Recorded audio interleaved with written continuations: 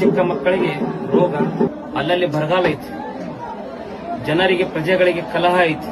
ದೊಡ್ಡ ದುಃಖದ ಸುದ್ದಿ ಬಂದಿತ್ತನ್ನ ಅತಿ ಗಾಳಿ ಬೀಸುವುದರಿಂದ ಅಲ್ಲಲ್ಲಿ ಕಂಡುಮಂಡಲಾಗುವಂತ ಸಾಧ್ಯತೆ ಐತಿ.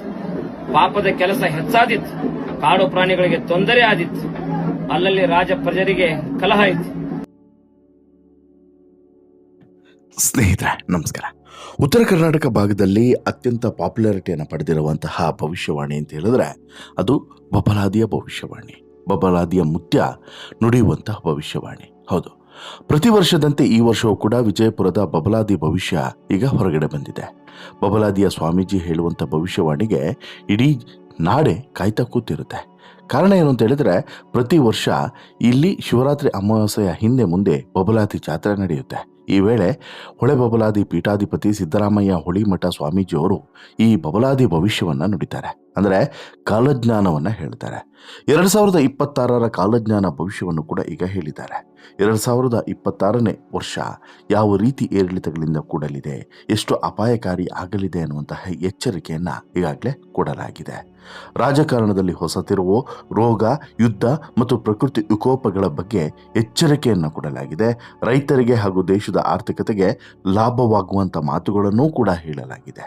ಈ ಬಾರಿ ಸಾಕಷ್ಟು ಅಚ್ಚರಿಯಾಗಿದೆ ಭವಿಷ್ಯವಾಣಿ ಎನ್ನುವಂತಹ ಮಾತುಗಳು ಕೇಳಿ ಬರ್ತಾ ಇದ್ದಾವೆ. ರಾಜಕೀಯ ಮತ್ತು ರಕ್ಷಣಾ ವಲಯದ ಬಗ್ಗೆನೂ ಕೂಡ ಈ ಸದಾಶಿವ ಮುತ್ತಜ್ಜನವರು ಮಹತ್ವದ ಸೂಚನೆಯನ್ನು ಕೊಟ್ಟಿದ್ದಾರೆ. ರಾಜ್ಯ ರಾಜಕಾರಣದಲ್ಲಿ ಭಾರೀ ದೊಡ್ಡ ತಿರುವುಗಳು ನಡೆಯಲಿದೆ ಎನ್ನುವಂತಹ ಎಚ್ಚರಿಕೆಯು ಕೂಡ ಈಗಾಗಲೇ ರವಾನೆಯಾಗಿದೆ. ಅದರಲ್ಲೂ ಕೂಡ ಸಾಕಷ್ಟು ಅವಘಡಗಳು ಕೂಡ ಸಂಭವಿಸಲಿದೆ. ಮಕ್ಕಳಿಗೆ ರೋಗ, ಯುದ್ಧ, ಭೂಕುಸಿತ ಈ ರೀತಿ ಅಪಾಯಕಾರಿ ಘಟನೆಗಳಿಗೆ ಈ ಬಾರಿಯ ಈ 2026ನೇ ಇಸವಿ ಸಾಕ್ಷಿ ಆಗಲಿದೆ. ಜೊತೆಗೆ ಅತಿ ದೊಡ್ಡ ದುಃಖದ ಸುದ್ದಿ ಬಂದಿತ್ತಣ್ಣ ಅನ್ನುವಂಥ ಎಚ್ಚರಿಕೆಯನ್ನು ಈಗ ಮುತ್ಯ ಕೊಟ್ಟಿದ್ದಾರೆ. ಹಾಗಾದರೆ ಏನು ಹೇಳಿದ್ದಾರೆ, ಒನ್ ಬೈ ಒನ್ ನೋಡ್ತಾ ಹೋಗೋಣ. ಅದಕ್ಕಿಂತ ಮುಂಚೆ ನೀವಿನ್ನೂ ಕೂಡ ನಮ್ಮ ಚಾನಲನ್ನು ಸಬ್ಸ್ಕ್ರೈಬ್ ಮಾಡಿಲ್ಲ ಅಂದರೆ ದಯವಿಟ್ಟು ಕೂಡಲೇ ಸಬ್ಸ್ಕ್ರೈಬ್ ಮಾಡಿ ಸ್ನೇಹಿತರೆ. ಎಲ್ಲ ಕಡೆಯ ಭವಿಷ್ಯವಾಣಿಗಳಿಗೂ ಕಾಲಜ್ಞಾನಕ್ಕೂ ಕಾರಣಿಕಕ್ಕೂ ಒಂದೊಂದು ಮಹತ್ವ ಇರ್ತದೆ. ಅಲ್ಲಿಯದೇ ಆದಂತಹ ಒಂದು ನಂಬಿಕೆ, ಶ್ರದ್ಧೆ, ಭಕ್ತಿ ಎಲ್ಲವೂ ಕೂಡ ಪ್ರತಿಯೊಂದು ಕ್ಷೇತ್ರಕ್ಕೂ ಕೂಡ ಇರ್ತದೆ. ಅದೇ ರೀತಿ ಇಲ್ಲಿಯೂ ಕೂಡ ವಿಜಯಪುರ ಜಿಲ್ಲೆಯ ಬಬಲೇಶ್ವರ ತಾಲೂಕಿನ ಬಬಲಾದಿಯಲ್ಲಿರುವಂತಹ ಸದಾಶಿವ ಮುತ್ಯರ ಮಠದಲ್ಲಿ ಮಠದ ಪರಂಪರೆಯಂತೆ ಈ ವರ್ಷದ ಕಾಲಜ್ಞಾನದ ಭವಿಷ್ಯವನ್ನು ಈಗಾಗಲೇ ನುಡಿಯಲಾಗಿದೆ. ಶಿವರಾತ್ರಿಯ ಆ ಕಡೆ ಈ ಕಡೆ ದಿನಗಳಲ್ಲಿ ನಡೆಯುವಂಥ ಈ ಜಾತ್ರಾ ಮಹೋತ್ಸವದಲ್ಲಿ ಶಿವರಾತ್ರಿಯ ನಂತರ ಈ ಕಾಲಜ್ಞಾನವನ್ನು ನುಡಿಯುವಂಥದ್ದು ಪ್ರತಿ ವರ್ಷವೂ ಕೂಡ ನಡೆದುಕೊಂಡು ಬಂದಿರುವಂಥ ಪದ್ಧತಿ. ಇದೇ ರೀತಿ ಸಿದ್ದುಮುತ್ಯ ಶ್ರೀ ಸಿದ್ದರಾಮಪ್ಪ ಹೊಳಿಮಠ ಅವರು ಶೀಶಕೆ 1948 ಪರಾಭವ ನಾಮ ಸಂವತ್ಸರದ ಭವಿಷ್ಯವನ್ನು ಪ್ರಕಟ ಮಾಡಿದ್ದಾರೆ. ಈ ವರ್ಷ ಶುಭ ಮತ್ತು ಅಶುಭ ಎರಡೂ ಫಲಗಳು ಕೂಡ ಸಮವಾಗಿರ್ತವೆ ಅಂತ ಹೇಳ್ಬಿಟ್ಟು ಭವಿಷ್ಯದ ಆರಂಭದಲ್ಲೇ ಹೇಳಲಾಗಿದೆ. ಇದರ ಜೊತೆಗೆ ಜನಜೀವನದ ಮೇಲೆ ಕೆಲವು ಸುಧಾರಣೆಗಳು, ಕೆಲವು ಪರಿಣಾಮಗಳು ಕೂಡ ಬೀರಲಿದ್ದಾವೆ, ಅಲ್ಲಲ್ಲಿ ಸಮಸ್ಯೆಗಳು ಎದುರಾಗಲಿದ್ದಾವೆ ಎನ್ನುವಂತಹ ಎಚ್ಚರಿಕೆಯನ್ನು ಕೊಡಲಾಗಿದೆ. ತುಂಬ ಆತಂಕಕಾರಿ ವಿಚಾರವೂ ಕೂಡ ಇದೆ. ಏನು, ಚಿಕ್ಕ ಮಕ್ಕಳಿಗೆ ಆರೋಗ್ಯ ಸಂಬಂಧಿತ ತೊಂದರೆಗಳು ಹೆಚ್ಚಾಗಿ ಈ ಬಾರಿ ಕಾಡಲಿದೆ ಎನ್ನುವಂತಹ ವಿಚಾರವನ್ನು ಹೇಳಲಾಗಿದೆ.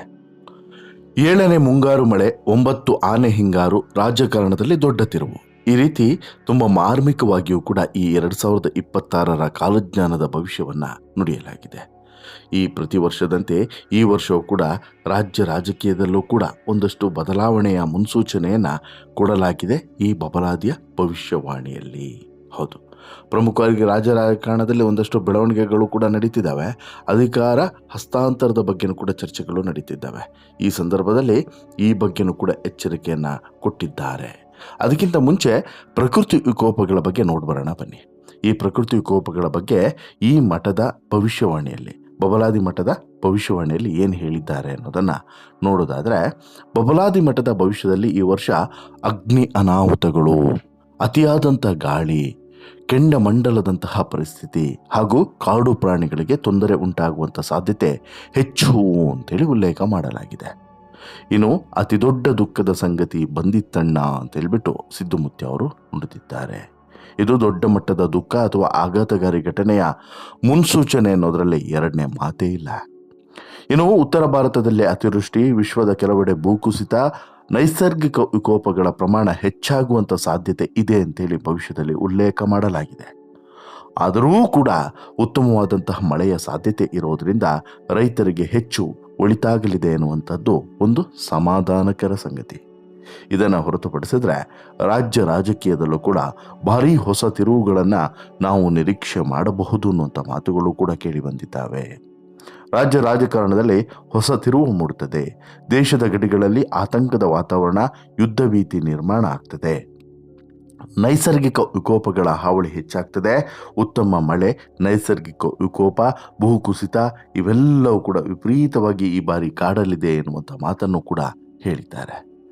ರಾಜಕೀಯ ಮತ್ತು ರಕ್ಷಣಾ ವಲಯದ ಬಗ್ಗೆ ಹೇಳಿರುವಂಥ ಈ ಭವಿಷ್ಯವಾಣಿ ಇದೆಯಲ್ಲ, ಇದು ಭಾರಿ ಚರ್ಚೆಗೂ ಕೂಡ ಕಾರಣ ಆಗಿದೆ. ಈಗಾಗಲೇ ರಾಜ್ಯ ರಾಜಕಾರಣದಲ್ಲಿ ಹೊಸ ತಿರುವುಗಳು ಉಂಟಾಗಲಿದೆ ಅಂತೇಳಿ ಹೇಳಿರುವಂಥದ್ದು ಮುಖ್ಯಮಂತ್ರಿ ಸಿದ್ದರಾಮಯ್ಯ ಹಾಗೂ DCM DK ಶಿವಕುಮಾರ್ ನಡುವೆ ನಡೀತಿರುವಂಥ ಕುರ್ಚಿ ಫೈಟ್ ಏನಿದೆ, ಇದು ತಾರ್ಕಿಕವಾದಂಥ ಅಂತ್ಯ ಕಾಣುವಂಥ ಸಾಧ್ಯತೆ ಇದೆ ಅನ್ನೋದನ್ನು ಕೂಡ ತೆರೆದಿಟ್ಟಿದೆ ಎನ್ನುವುದನ್ನು ನಾವಿಲ್ಲಿ ಮರಿಬಾರ್ದು. ಅಷ್ಟೇ ಅಲ್ಲದೆ ದೇಶದ ಗಡಿ ಭಾಗಗಳಲ್ಲಿ ಆತಂಕದ ವಾತಾವರಣ ನಿರ್ಮಾಣವಾಗಲಿದ್ದು ಯುದ್ಧದ ಕಾರ್ಬೋಣ ಕೈವೇಲಿದೆ ಎನ್ನುವಂತಹ ಎಚ್ಚರಿಕೆಯನ್ನು ಕೊಟ್ಟಿದ್ದಾರೆ. ಪಾಕಿಸ್ತಾನ ಭಾರತದ ನಡುವಿನ ಸಂಘರ್ಷ ಮತ್ತಷ್ಟು ಹೆಚ್ಚಾಗುವಂಥ ಸಾಧ್ಯತೆ ಇರೋದನ್ನು ಕೂಡ ಇಲ್ಲಿ ತೋರಿಸಿಕೊಡಲಾಗಿದೆ. ಇದರ ಜೊತೆಗೆ ಜನ ಮತ್ತು ನಾಯಕರ ನಡುವೆ ಕಲಹ ಹೆಚ್ಚಾಗುವಂಥ ಮುನ್ಸೂಚನೆಯನ್ನು ಕೂಡ ಈ ಕಾಲಜ್ಞಾನ ನೀಡಿದೆ. ಆದರೆ ಇದೆಲ್ಲದರ ನಡುವೆ ಒಂದು ಸಮಾಧಾನದ ಸಂಗತಿ ಅಂದರೆ ದೇಶದ ಆರ್ಥಿಕ ಸ್ಥಿತಿ ಸುಧಾರಿಸಲಿದೆ. ಶ್ರೀಮಂತ ಹಾಗೂ ಬಡವರ ನಡುವಿನ ಅಂತರದ ಸಮಸ್ಯೆಗಳು ಈ ವರ್ಷದಲ್ಲಿ ಕಡಿಮೆ ಆಗಲಿದೆ ಎನ್ನುವಂಥದ್ದು ಆಶಾದಾಯಕವಾದಂತಹ ಕಾಲಜ್ಞಾನದ ಮಾತು. ಹೌದು, ಇನ್ನು ಕೇವಲ ದೇಶವಷ್ಟೇ ಅಲ್ಲ, ಜಾಗತಿಕ ಮಟ್ಟದಲ್ಲೂ ಕೂಡ ಅನಿಷ್ಟಗಳು ಕಾದಿದ್ದಾವೆ ಅನ್ನೋದು ಈ ಕಾಲಜ್ಞಾನ ಹೇಳ್ತಾ ಇದೆ. ಅತಿಯಾದಂಥ ಗಾಳಿ ಬೀಸೋದ್ರಿಂದ ಅತಿಯಾದಂತಹ ಬಿರುಗಾಳಿಗಳು ಬೀಸೋದ್ರಿಂದ ಪ್ರಾಕೃತಿಕ ವಿಕೋಪಗಳು ಸಂಭವಿಸುವಂಥ ಸಾಧ್ಯತೆ ಹೆಚ್ಚಾಗಿರುತ್ತದೆ. ಉತ್ತರದ ಭಾರತದಲ್ಲಿ ಅತಿಯಾದಂಥ ಮಳೆಯಾಗಿ ಅತಿವೃಷ್ಟಿ ಉಂಟಾಗುವಂಥ ಸಾಧ್ಯತೆಯೂ ಕೂಡ ಇದೆ. ಅಷ್ಟೇ ಅಲ್ಲದೆ ವಿಶ್ವದ ಕೆಲವು ಭಾಗಗಳಲ್ಲಿ ಭೂಕುಸಿತ ಉಂಟಾಗುವಂತಹ ಮೂಲಕ ಪ್ರಾಣಿ ಪಕ್ಷಿ ಸಂಕುಲಕ್ಕೆ ತೊಂದರೆ ಆಗಲಿದೆ. ಪಾಪದ ಕೆಲಸಗಳು ಹೆಚ್ಚಾಗಲಿದ್ದಾವೆ. ಕಾಡು ಪ್ರಾಣಿಗಳು ಸಂಕಷ್ಟಕ್ಕೆ ಸಿಲುಕಲಿದ್ದಾವೆ ಅನ್ನುವಂಥದ್ದು ಸದಾಶಿವ ಮುತ್ತಜ್ಜನವರ ಭವಿಷ್ಯವಾಣಿ. ರೈತರಿಗೆ ಪರಾಭವದ ಇನ್ನು ಎಲ್ರಿಗೂ ಕೂಡ ಈ ರೀತಿ ಟೆನ್ಷನ್ ಆದರೆ ರೈತರಿಗೆ ಮಾತ್ರ ಖುಷಿಯ ವಿಚಾರವನ್ನೇ ಹೇಳಿರುವಂಥದ್ದು ಒಂದು ಸಂಭ್ರಮ. ಯಾಕೆ? ರೈತರಿಗೆ ಈ ಪರಾಭವ ನಾಮ ಸಂವತ್ಸರ ಹೆಚ್ಚಿನ ಅನುಕೂಲವನ್ನು ಮಾಡಿಕೊಡಲಿದೆ.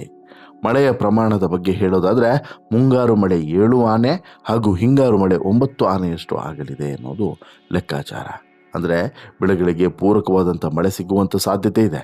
ಈ ವರ್ಷ ಶುಭ ಅಶುಭ ಎರಡೂ ಕೂಡ ಇದೆ. ಸವಾಲುಗಳನ್ನು ಎದುರಿಸುವಂಥ ಸಮಯ ಈಗ ಎದುರಾಗಿದೆ. ಎಲ್ಲರೂ ಕೂಡ ಜಾಗರೂಕರಾಗಿ ಇರಬೇಕು ಅನ್ನೋದು ಭವಿಷ್ಯದ ಅಂತಿಮ ಸಂದೇಶ. ಇಲ್ಲಿ ಒಂದು ವೇಳೆ ಈ ಮಾತುಗಳನ್ನು ನಿರ್ಲಕ್ಷ್ಯ ಮಾಡಿದರೆ ಅಪಾಯ ಕಟ್ಟಿಟ್ಟ ಬುತ್ತಿ. ಇನ್ನು ಕಳೆದ ವರ್ಷ ಬಬಲಾದಿ ಕಾಲಜ್ಞಾನವನ್ನು ಗಮನಿಸಿದ್ರೆ ಕಲಿಯುಗದ ಆಟ ಸರ್ವನಾಶ ಹೊಂದುವಂಥ ಸಮಯ ಬರ್ತದೆ.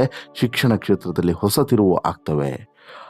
ಹಣದ ಹಿಂದೆ ಹೋಗುವಂತಹ ಜನರಿಗೆ ಬಂಧುತ್ವದ ಸಂಬಂಧಗಳು ಅರ್ಥವಾಗುವಂಥ ಸಮಯ ಬರ್ತದೆ. ವಿದ್ಯುತ್ತಿನ ಸಮಸ್ಯೆ ಮಳೆ ಮಧ್ಯಭಾಗದಲ್ಲಾಗೋದು, ಇದರಿಂದ ನೀರಿನ ಕೊರತೆ ಆಗ್ತದೆ. ಭೂಕಂಪ, ಅಗ್ನಿ ದುರಂತ ಜಾಸ್ತಿ ಆಗ್ತವೆ ಎನ್ನುವಂತಹ ಭವಿಷ್ಯವನ್ನು ನುಡಿಯಲಾಗಿತ್ತು. ಈ ಕಾಲಜ್ಞಾನದ ಪ್ರಕಾರನೇ ಒಂದಷ್ಟು ಘಟನೆಗಳು ಕೂಡ ನಡೆದಿದ್ದಾವೆ.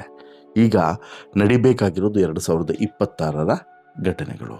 ಅದು ಈ ಭವಿಷ್ಯವಾಣಿಯಂತೆ ಈ ಕಾಲಜ್ಞಾನದ ಅಂತೆ ಆಗ್ತದಾ ಇಲ್ವಾ ಕಾದು ನೋಡಬೇಕು. ನಿಮಗೇನಿಸುತ್ತೆ ಸ್ನೇಹಿತರೆ? ಈ ಬಬಲಾದಿ ಭವಿಷ್ಯವನ್ನು ಕೇಳಿದ ಬಳಿಕ ನಿಮಗೇನು ಅನ್ನಿಸ್ತಿದೆ? ದಯವಿಟ್ಟು ನಿಮ್ಮ ಅಭಿಪ್ರಾಯವನ್ನು ಕಮೆಂಟ್ ಮಾಡಿ ತಿಳಿಸಿ. ಜೊತೆಗೆ ಈ ಸ್ಟೋರಿ ಇಷ್ಟ ಆಯಿತು ಅಂತ ಹೇಳಿದ್ರೆ ಲೈಕ್ ಮಾಡಿ, ಶೇರ್ ಮಾಡಿ, ಚಾನಲ್ಗೆ ಸಬ್ಸ್ಕ್ರೈಬ್ ಆಗೋದನ್ನು ಮರಿಬೇಡಿ. ಧನ್ಯವಾದ.